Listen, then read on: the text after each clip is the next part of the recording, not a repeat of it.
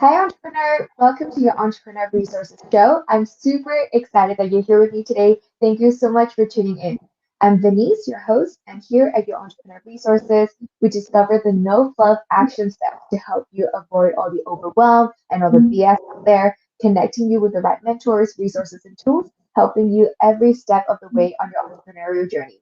We go live here twice a week, interviewing different entrepreneurs and experts on all areas of business. So make sure to join our Facebook group and look out for the events inside your Entrepreneur Resources page. You can find all the links in the description box. Today, I have a very special guest with me. It is Brittany. Thank you so much for joining us today. Yes, thank you for having me. I'm excited to talk today. Absolutely. So Brittany is a digital strategist and business coach for women entrepreneurs, focused on helping them create smarter systems to scale simply. After running her seven-figure business the wrong way and having it take over her life, she's now passionate about helping moms structure their businesses in a way that are not only profitable, but in a way that works for them and their families. So in this interview with Brittany, you will learn how to become an apologetically profit-focused and scale your business in a smarter and strategic way. I'm super, super excited about this chat. But before we dive in, I would love for you to share more about your business and your journey with us. Start wherever you want to start. Okay, yeah, absolutely. So, yeah, when I got my start actually in fashion design, and I was, the designer and the artist, and that's what I wanted to do. So straight out of university, I just started designing, and literally, I had no idea what I was doing, like on the business side of things. So I would just show up at boutiques and like, hi, will you will you buy my clothes? And they're like, no, that's not how it works. Like, you need to set up a meeting with the buyer or whatever. I was like, okay, well, how do I do that? And then they'd be like, okay, well, now we need line sheets. So I'd like run home, and this was like a while ago, so Google wasn't as informative as it is now. And so it was really just trial and error. And yeah, and just hustled hard, grew it, and had 6 brick and mortar stores that I was running, and they were all across the states. And I loved it. It was everything that I wanted on paper. However, I was working around the clock, and I'm now married. I now have children. So this was when I was single and young, and I just ate, slept, dreamed, fashion and doing this business. And so I loved it, but it was exhausting. And I had no social life. My best friend will tell you, like, she was used to the like, can't, busy, maybe another time. But yeah, so it was very, very hustle, hustle, hustle, and just terrified that if I stopped running, that, it was going to fall to pieces.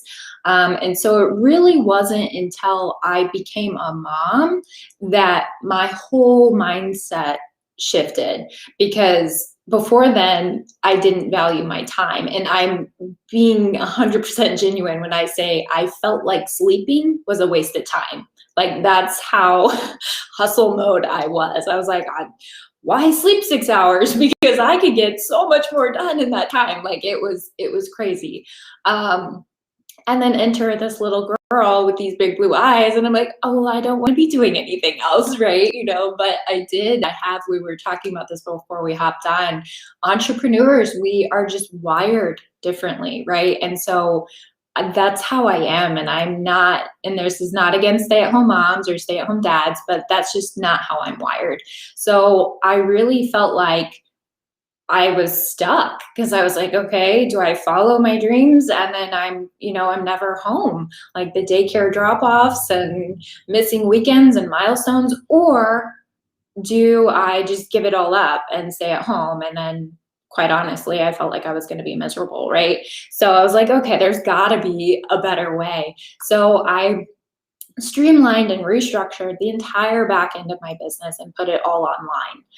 And that's when I really became obsessed with systems and automation and funnels, and figuring all that out so I could work from anywhere and work a lot less. And so I could be home with my, at the time, just one child, but also do what I love and do what I enjoyed.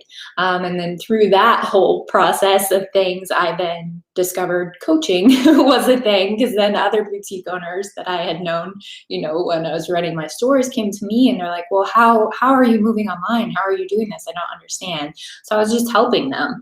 And then I realized coaching was a thing, and that opened up a whole new world. So I think it's about 3.5 years ago now. So I've been doing business coaching.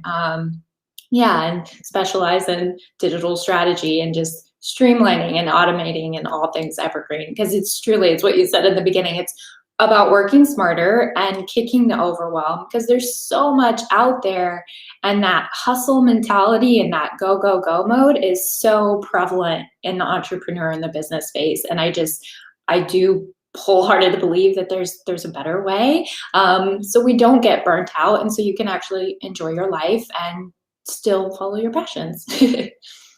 I love that. I love your journey. I feel like a lot of the time people go into business thinking, oh yeah, like that person has it all figured out. It's a smooth journey. You go from like 0 to like 100 in a day. And, like there's so many successful stories of people, like just becoming a millionaire overnight. And you're like, what is happening? How did you get there? And it's great to know that, like there are struggles and there are roadblocks, and there are definitely moments where you're doubting yourself and like, you have burnout. I feel like every single entrepreneur should know that it's not easy, and like people will run into like different issues, right? Like throughout your journey. And so I think coming back to the kind of like wrong, you said that you run your business the wrong way in the past. Can you share kind of like the biggest mistakes or biggest like takeaway or things that you would have done differently if you were to start from scratch today? Yeah, absolutely. I love that question. So many mistakes, first off, so many.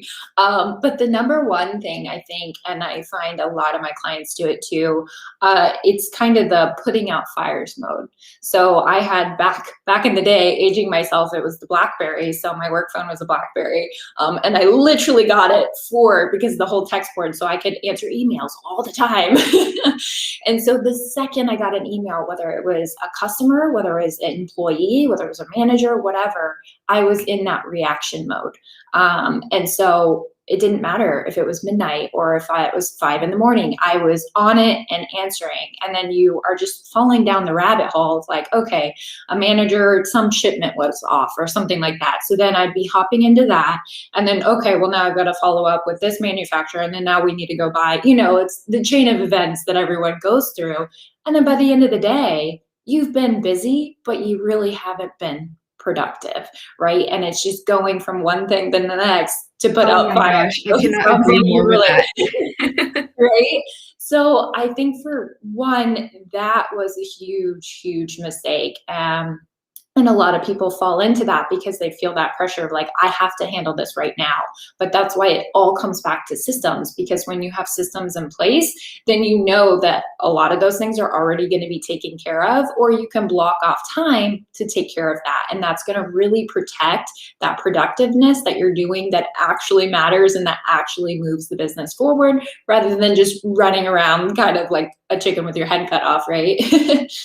Yeah, I think that's so true. I feel like that, every once in a while, I'm like, okay, so I've been sitting in front of my computer all day. What have I done? And I think back on it and I'm like, oh, I don't really think I actually got anything done that would move my business towards the success I want it to be. And that's the issue, right? Like, it's all about like, I mean, you're going to talk more about it, I'm sure, but, like figuring out what's being productive and what's just being busy. I would love to hear more like any tips or any actionable steps you have for us about like establishing our system for our business. Yeah, absolutely. So to the profit aspect of that, I have people every time I work with them go through this, and you need to know your numbers. So I make them, it's like a very easy exercise, and you can just grab a piece of paper and do it, but like follow where your money's coming from, because 9 times out of 10, it's like the 80-20 rule, and you are stuff that is taking up 80% of your time is usually tied to only 20% of the profit. But likewise, things that are super easy for you and really good are what are bringing in the big bucks. And it's not until you put it on paper that people are like, oh, and then they have that light bulb moment and they can switch it. And I am a huge fan of like, less is more. So I'm cutthroat about it. I'm like, focus on the one thing that is bringing you money and let everything else go. So if you're trying to like do a blog post and the only person who reads it is your mom, say, sorry, mom, no more, right? Because that's not really helping you. Whether you're trying to be like on Instagram and YouTube and Twitter and all these things, it's like the power of one. So really hone in on what resonates with you, what feels good to you, and what's hitting with your audience and bringing in those profit, and do more of that and just let everything else go, because there is no cookie cutter solution. It's what's right for you. It's what's right for your audience, right? And your business. So it's really defining that and then honing in on it and doing more of that, and just stop worrying about everything else, because it's going to be okay. Oh my gosh, I love that so much. That is so true. There's no one way of doing anything. Everyone's different and every business is different. I love that. I think the audience needs to hear it over and over again. It's honestly easier said than done, right? Like, you can hear it, you know it, but it takes time to implement it. So I love that you mentioned that. So I'm really curious to hear, like I've got this question. I'm like, it's a burning question inside of me. If someone was to start from scratch today, what's the first system you would recommend them to like implement? Because you said, look at the numbers, but what if someone has no numbers to look at, like no sales at the moment? What should they do? Good question. So I think for this, I feel like so many people get distracted by essentially what is kind of like the shiny fun things, like, ooh, I'm going to dive into my branding. I'm going to get this shiny new website. None of that is profit related. That's all wonderful, amazing things on the back end of the business. But in the beginning, your first order of business should be getting that first sale. So figure out what problem you can solve, who you can solve it for, and why you. Once you've narrowed down those three things, literally go and talk to people. Like, you have to know people, whether it's your family, whether it's friends, your connections, like leverage where you're at right now and find that first customer, that first client, and you make that sale. And then you're going to get a testimonial, and then you leverage it for another sale. And through that process, that's when you're going to start and really hone in on not only your messaging, on what you actually enjoy doing, what you didn't enjoy doing, which is just as important. And then you figure out the packages. And then that's kind of when you start moving and progressing forward, and you can worry more about your branding and, your marketing and all that stuff. But in the beginning, literally, it's solve a problem for somebody and get paid for it, period. Like, it does not need to be any more complicated than that. So true. I think a lot of the time, like especially female entrepreneurs, we get so caught up in the tiny details. We want every part of our business to be perfect, right? Like what you said, the branding, the website. We want to make sure that it's the best it could possibly be before we hit that publish button. And it's so important to know that it's okay not to do that, because they're not the profit generating, the like income generating activities that you're doing. They're more like the beautiful things that's going to take you away from focusing and honing in on the, like the products, the services that you could potentially be selling, right? So I love that you mentioned this super important step. So for somebody, for example, that has been running their businesses for a while, what kind of system then do you think would be good for them to implement in terms of creating content or, client onboarding process? Do you have any recommendations or tips on that? Yes, absolutely. So somebody who's been in business for a while, my thing is I'm maybe more extreme than others, so take it with a grain of salt, but anything that you do more than two times needs a system in place. And so my biggest and easiest recommendation, because again, I'm all about simple, like let's not make it harder than it needs to be, doing it while you're doing it. So a system could be as simple as documenting, okay, I've got a new client, so I'm going to document how I onboard them and put it out in a bullet point in a list. And that's going to be your first system, right? And then you can, obviously get it more complicated and get all the bells and whistles and then a fully automated, sales funnel and what I geek out about and think is, the fun stuff, right? But it can start very, very simple. And it's just as simple as documenting your steps as you go, because then there you go. You've got a step-by-step system that eventually you can hand off to, a VA or a team member or an employee, and it's already done for you. And it's not this huge project. You're like, oh, now I have to go figure out all my systems, right? We don't need another thing. So just do it as you go. And, in a month's time, then anything you did that month, you're going to have a system in place for it. So yeah, but anything that you do more than twice, and also when you're documenting it, you're going to start to see holes or maybe even areas where you improve. Because if it's like onboarding a client, you're like, okay, I've had several no-shows. Like what's up with that, right? So, okay, well, maybe I could put in a follow-up reminder email so that doesn't happen as often. Maybe I could do an automated scheduler so it's back less and forth. And then you kind of just hone in and identify the problem areas. So that would be one tip. And then another tip is also, where are you feeling overwhelmed? Chances are, that's where you need a system. So that's also, if you're like, I don't know where to start, either just start as you go or pick the problem area and dig in there. I love that. I also love that you mentioned outsourcing and hiring a VA.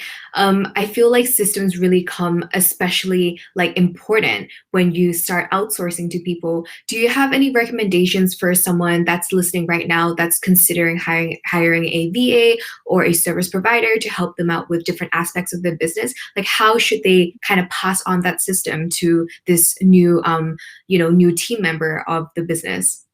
Yeah, absolutely. So yeah, I'm a huge, huge believer in outsourcing and delegating. And I really believe if it's not your zone of genius, if it's not what lights you up and you enjoy doing it and thrive doing it, then you shouldn't be doing it, right? Because go look at any CEO of some massive company and they're not doing the sales, they're not doing the marketing, they're not doing all those things. And so I feel like, especially, if you're a solopreneur or you're just starting out, they feel like they have to do everything. But even if you don't have the money, get crafty, guys. I was straight out of university with no money. I got crafty, real crafty. So you can swap services. Say, hey, if your friend is really good at websites and you're not, but you're good at something else, do a swap. It doesn't have to cost money, but it needs to be outsourced if you're not good at it, because that time that it eats up and takes is all that time that you could be pouring into what you are good at that's going to get you more results and better. So yeah, but other than that, I think also it's good to know, so hire help. If it's something that you are not good at, that's when you want to go with an expert. If it's something that you know how to do and you've documented those systems like we've talked about, but you just don't want to do it, that's a VA. So I see that mistake a lot sometimes because they'll either swap, no, you went for an expert when you already know what you're doing, you just need someone to do it for you, or vice versa. And they hire a VA and they're expecting them to do all the heavy lifting. And it's like, that's not what they're there for. They're not there to tell you where to take your business and what next steps to take, right? So knowing what to hire, and where to hire is pretty important. But also I think a lot of it is personality. So everybody that I've hired, I dig in and I want to know how they work, how they communicate, right? Because that is such a key role. And for me, I think, especially when you're building a team, I look for people that are hard workers and they're adaptable and they're willing to pivot and learn, because sometimes the people that are already really, really great at what they do, they don't necessarily make great team members. So they're great to outsource pieces to, but not if you're looking for an actual team, if that makes sense. I think you just dropped so many nuggets. I am mind blown right now. I think what you talked about, the difference between hiring a VA and a service provider, is so golden. People need to hear this, because I have talked to other entrepreneurs in the past that have hired VAs, but they actually don't. They're outsourcing to someone and saying, "Oh, can you please grow my Instagram account?" And without knowing how to do it themselves. And that's not what a VA does. A VA is there to implement your systems, right? Implement implement your ideas and you have to tell them what to do. Whereas if you hire a service provider, an executor, a project manager, they're the ones that will be turning their like wheels in their brains and just trying to figure out, like how to strategize your business and how to get you from A to B, right? So I love that you pointed that out. It's super, super important when anybody is looking into outsourcing. Do you have any favorite tools or any favorite platforms to help us streamline our process when it comes to outsourcing or just, like implementing systems in our businesses? Yeah, so this one, it's like the non-answer, but I'll give you an answer because again, I don't believe in cookie cutter solutions. So there's so many amazing tools and apps out there. And so it's really how you think, how you work best, and what your business actually needs. So there's so many different tools, and it really depends on, those factors. So I will share what I personally love. But so Trello is like my brain threw up on an app. So I love Trello. And I use it both personally and for business. So we share like a team board, and I've got all my swipe files. So like my branding, my bios, my photos, my links, anything that we need. And then we're tracking, like, you are in my Trello board, right? So like as you entered in, or upcoming things, or any joint venture things that we're doing, etc. And it's so nice because anybody who's not familiar with Trello, you can like move the pieces around. So it's like living essentially, right? Like it moves and it grows with you. So I love that.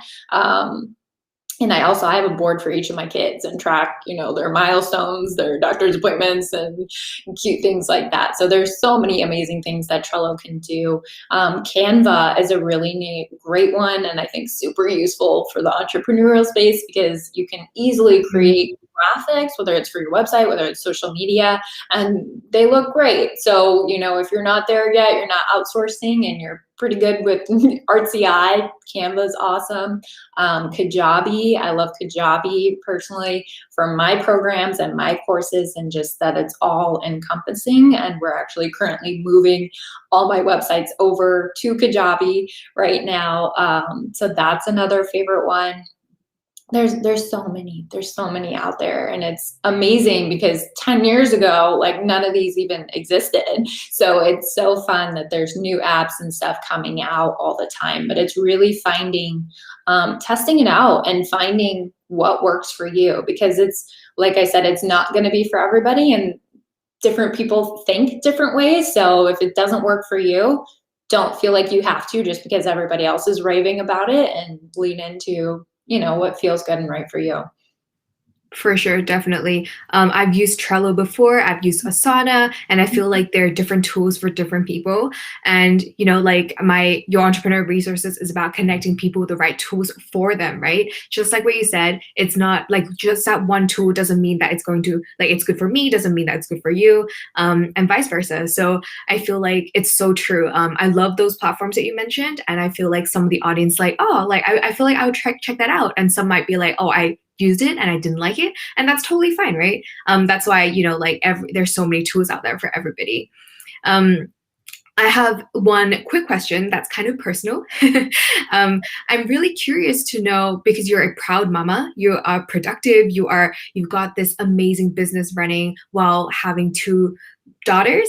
I would love to hear any kind of tips you might have for moms or like parent or anybody in the audience that want to juggle that balance between business and life. Do you have any tips for them?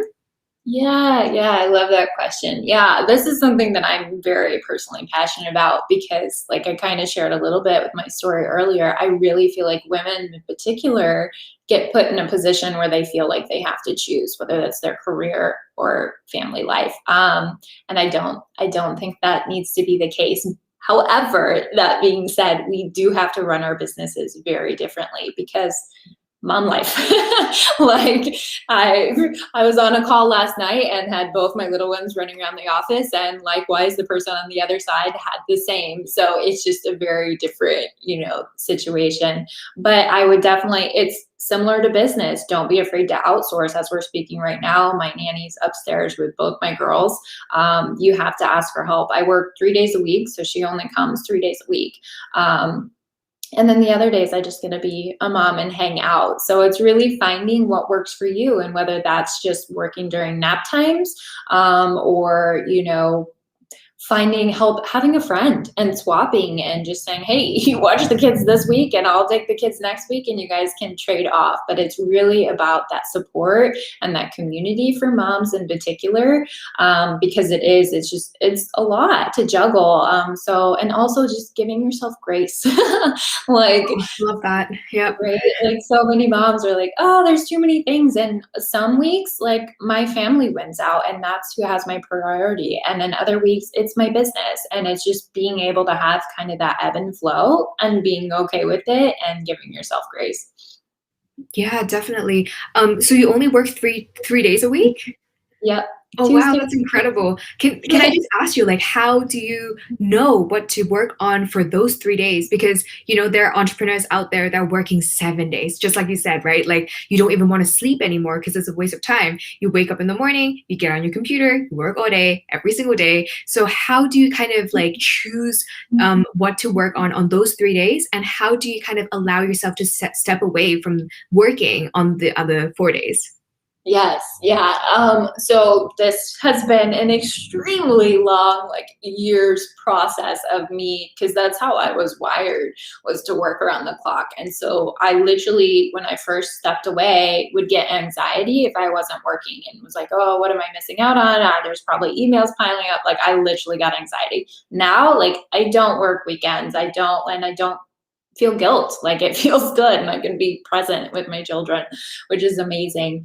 But it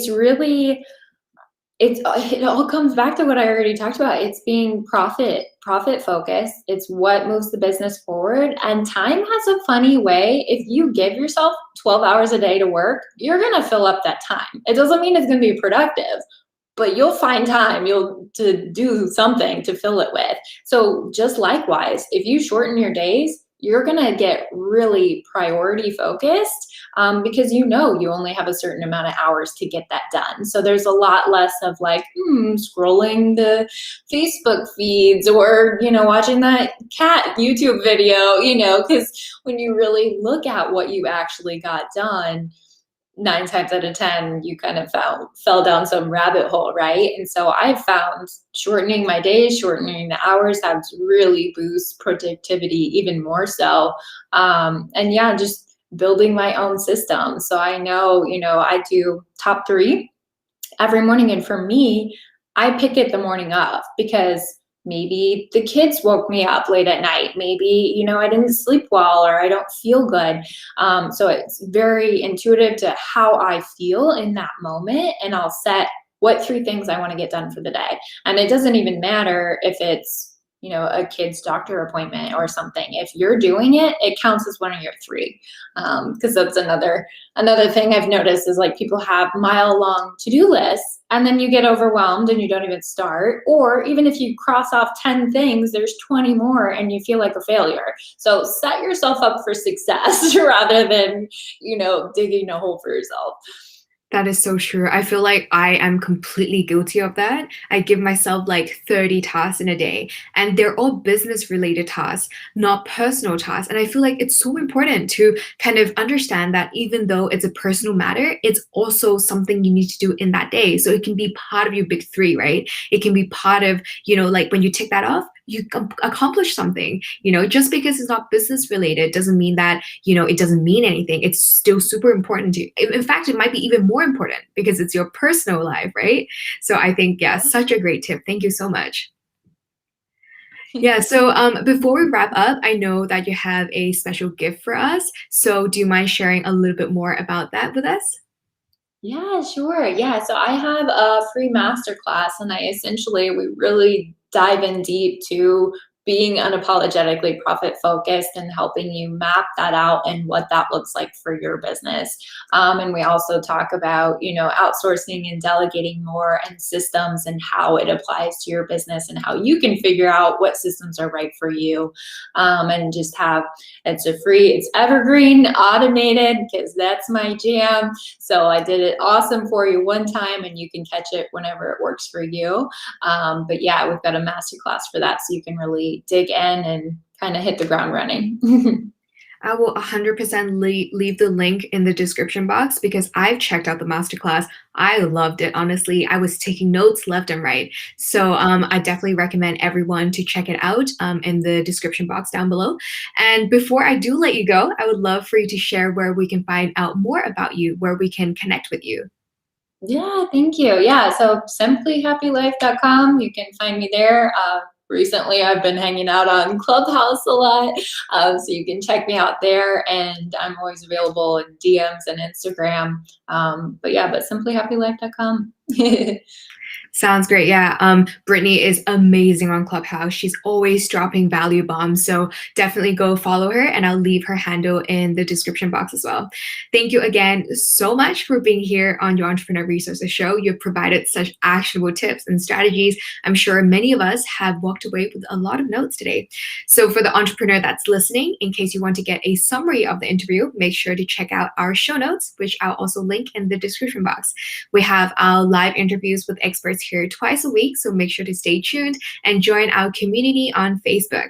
You can find all the links in the description box, and we also started speed networking rooms on Clubhouse, actually, where you can connect and collaborate with like-minded entrepreneurs. So if you're on Clubhouse, follow me at Brittanys. Come say hi and chat with us. Thank you so much, Brittany, again for being here, and thank you everyone for tuning in. I will chat with you soon, and have a great rest of your day.